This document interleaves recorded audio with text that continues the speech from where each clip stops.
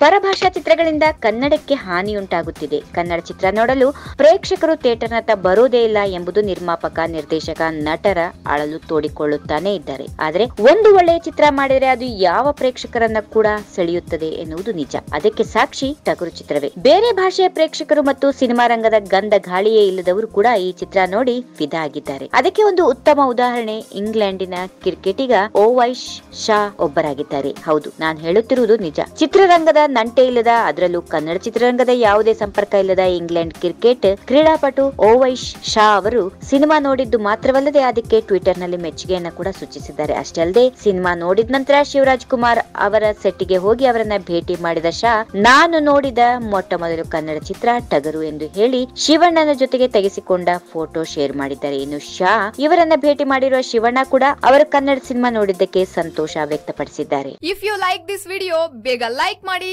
Comment ಮಾಡಿ, share ಮಾಡಿ ಹಾಗೂ ಯೋಯೋ ಟಿವಿ ಕನ್ನಡವನ್ನು ಸಬ್ಸ್ಕ್ರೈಬ್ ಮಾಡಿ.